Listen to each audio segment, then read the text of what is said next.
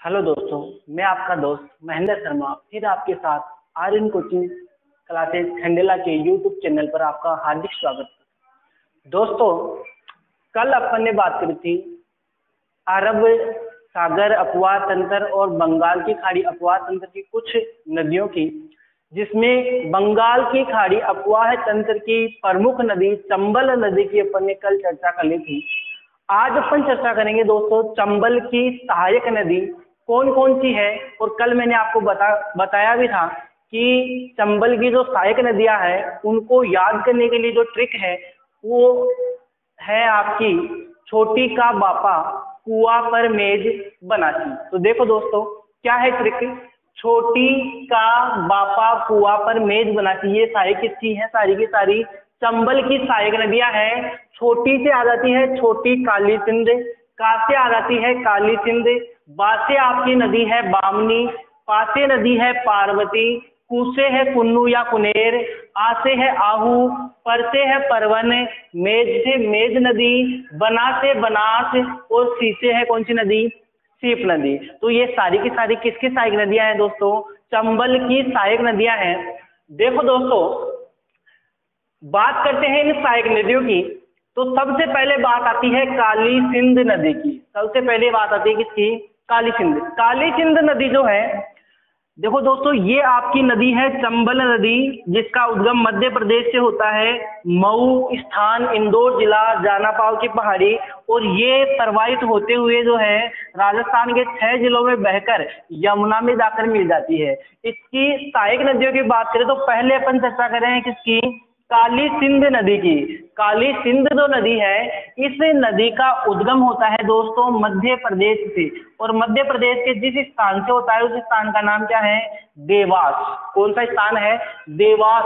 देवास मध्य प्रदेश से निकलती है काली सिंध नदी। पहले अपन चर्चा करें, मैं आपको यहाँ नोट कर देता हूँ दोस्तों। काली सिंध नदी कहाँ से निकलती है? देवास मध्य प्रदेश से निकलती है। यहाँ से निकलने के बाद भी ये राजस्थान में जिस स्थान से प्रवेश करती है उस स्थान का नाम है दोस्तों रायपुर झालावाड़। उस स्थान का नाम क्या है? रायपुर झालावाड़। उसके बाद में ये नदी जो है कोटा में जाकर किसमें मिल जाती है? चंबल में मिल जाती है। मध्य प्रदेश से निकली, झालावाड़ से राजस्थान में प्रवेश किया, और कोटा के जिस स्थान पर चंबल में मिलती है उस स्थान का नाम क्या है दोस्तों? नानेरी। कौन सा स्थान है? नानेरी स्थान पर जाकर किसमें मिल जाती है? चंबल में मिल जाती है। इसके बाद में देखो, काली सिंध की ही सहायक नदी है जिसका नाम है आहू नदी। काली सिंध की सहायक नदी है जिसका नाम क्या है? आहू। तो दूसरी नदी मैं बता रहा हूं आपको, आहू नदी।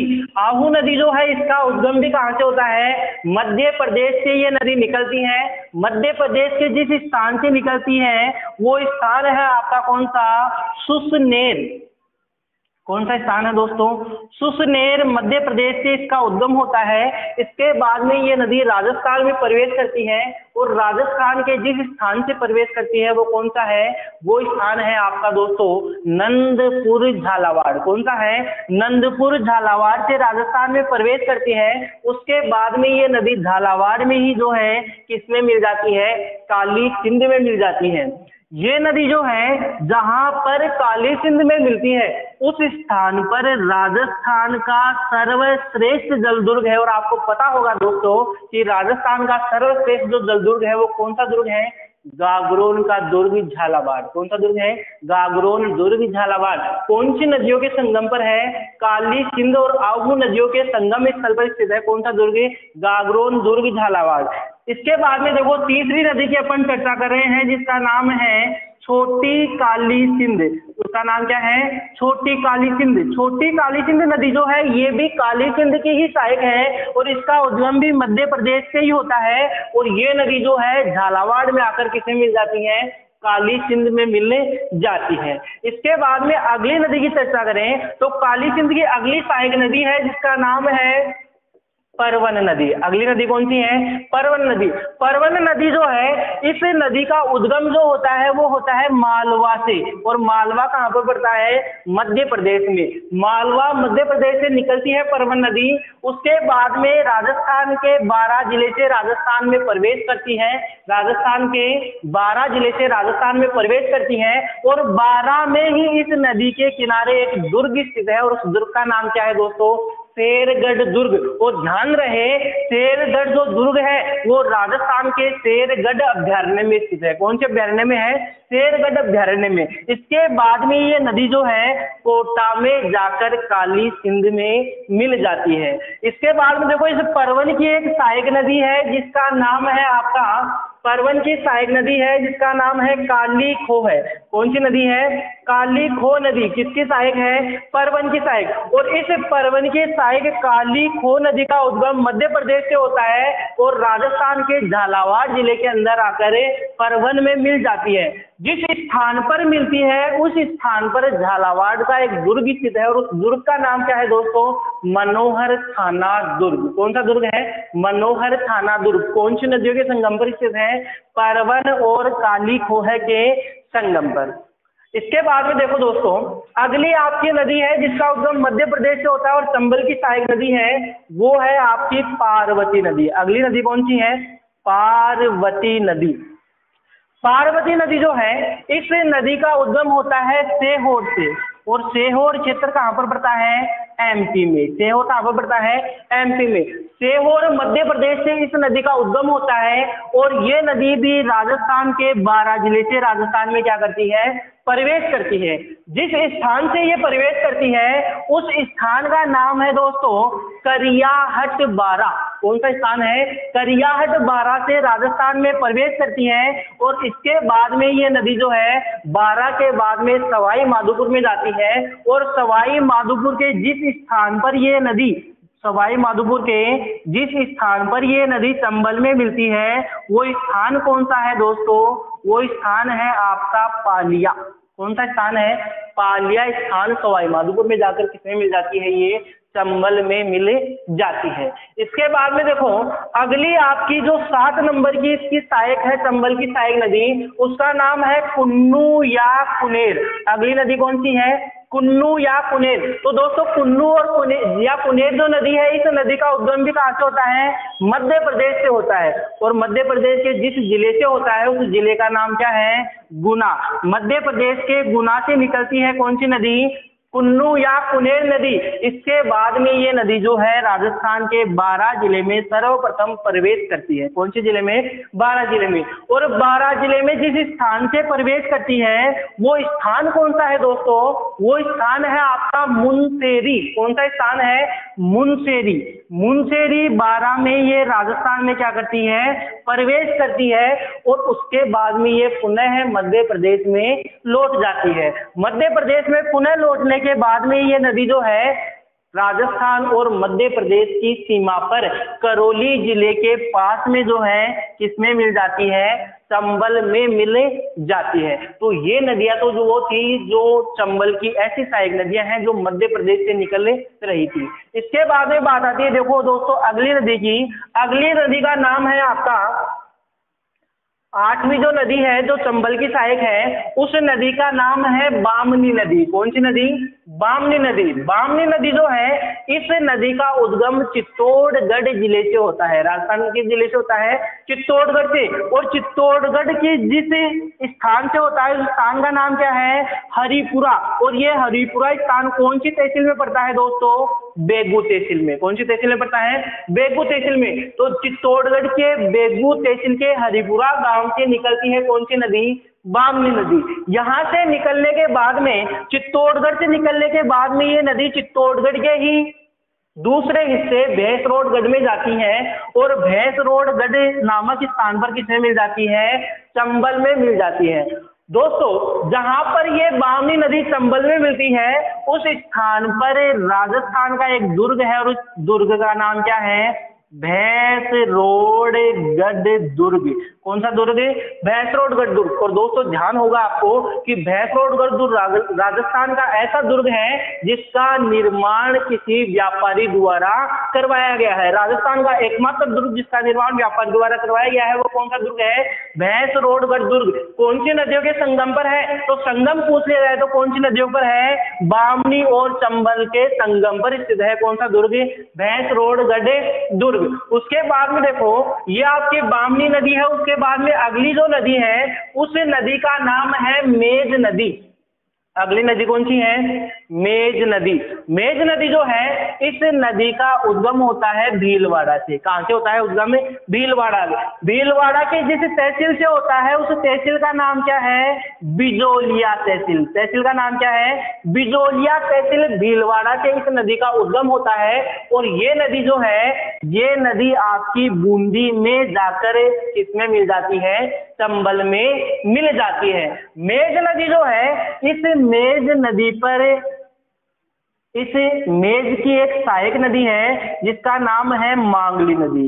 मेज की सहायक नदी है जिसका नाम क्या है? मांगली। और मांगली नदी पर बूंदी में एक जलप्रपात स्थित है। उस जलप्रपात का नाम क्या है दोस्तों? भीमतल जलप्रपात। आपको पता होगा कि जलप्रपात किसे कहते हैं? सामान्य तौर पर जो झरने होते हैं उनको क्या कहते हैं? जलप्रपात कहते हैं। लेकिन झरने जो है वो पहाड़ों के ऊपर से जो वर्षा का पानी है वो झरनों के रूप में गिरता है और जलप्रपात नदियों द्वारा, नदी जब ढलान में गिरती है तो वो क्या कहलाता है? जलप्रपात। तो भीमतल जलप्रपात कौन सी नदी पर है? मांगली नदी पर, जो किसकी सहायक है? मेज की सहायक है। और इस मांगली नदी की भी एक सहायक नदी है और उस नदी का नाम क्या है दोस्तों?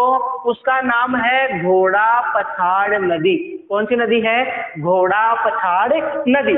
इसके बाद में देखो ये आपकी मेज नदी हो गई। उसके बाद में बात आती है चंबल की सबसे बड़ी सहायक नदी। तो चंबल की सबसे बड़ी सहायक जो नदी है उसका नाम क्या है दोस्तों? बनास नदी। क्या नाम है?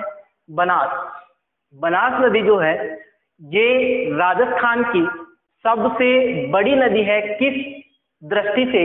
ये राजस्थान की पूर्ण बहाव की दृष्टि से सबसे लंबी नदी है। कौन सी? बनास नदी। बनास नदी जो है ये चंबल की सबसे बड़ी सहायक नदी भी है। देखो दोस्तों बनास नदी जो है इस नदी का उद्गम राजस्थान के राजसमंद जिले से होता है। उद्गम कहां से होता है? राजसमंद जिले से होता है। और राजसमंद जिले में जिन पहाड़ियों से इस नदी का उद्गम होता है उन पहाड़ियों का नाम क्या है दोस्तों? खमनोर की पहाड़ी। कौन सी पहाड़ी? खमनोर की पहाड़ी। राजसमंद से निकलती है कौन सी नदी दोस्तों? बनास नदी। खमनोर की पहाड़ी राजसमंद से निकलती है और राजसमंद से निकलने के बाद में ये राजस्थान के कुल 6 जिलों में प्रवाहित होती है। दोस्तों राजस्थान की 3 ऐसी नदियां हैं जो राजस्थान के 6 जिलों में प्रवाहित होती है। पहली नदी चंबल नदी राजस्थान के 6 जिलों में प्रवाहित होती है। कौन कौन से में? चित्तौड़गढ़, कोटा, बूंदी, उसके बाद में सवाई माधोपुर, करौली और धौलपुर। दूसरी नदी है आपकी लूनी। लूनी नदी अजमेर से निकलती है, नागौर में जाती है, जोधपुर में जाती है, फिर बाड़मेर में जाती है, फिर पाली में जाती है और उसके बाद में कहाँ चली जाती है? जालोर में चली जाती है और जालोर के बाद में गुजरात में प्रवेश कर जाती है। तो लूनी नदी भी राजस्थान के 6 जिलों में प्रवाहित होती है। उसके बाद में तीसरी ऐसी नदी है बनास नदी जो राजस्थान के 6 जिलों में प्रवाहित होती है। पहला जिला कौन सा है? राजसमंद, जहां से इसका उद्गम होता है। उसके बाद में ये जाती है चित्तौड़गढ़ में। राजसमंद के बाद में कहाँ जाती है? चित्तौड़गढ़ में। चित्तौड़गढ़ के बाद में ये नदी जाती है भीलवाड़ा के अंदर। चित्तौड़गढ़ के बाद में कहाँ जाती है? भीलवाड़ा में। भीलवाड़ा के बाद में ये नदी जाती है अजमेर के अंदर और अजमेर के बाद में ये जाती है टोंक में और टोंक के बाद में चली जाती है सवाई माधोपुर और सवाई माधोपुर के रामेश्वर नामक स्थान पर जो है ये नदी किसमें मिल जाती है? चंबल में। कौन से स्थान पर है? रामेश्वर या रामेश्वरम नामक स्थान पर किसमें मिल जाती है? चंबल में मिल जाती है। रामेश्वर नामक स्थान पर ये नदी जब मिलती है तो इसके साथ एक नदी और आकर मिलती है और उस नदी का नाम क्या है? सीप नदी। तो ये बनास नदी जो है सीप नदी के साथ मिलकर रामेश्वर नामक स्थान पर एक त्रिवेणी संगम का निर्माण करती है। यानी कि त्रिवेणी संगम में तीन वेणियों यानी कि तीन नदियों का संगम जो होता है वो त्रिवेणी संगम कहलाता है। और ये कहाँ पर हो रहा है दोस्तों?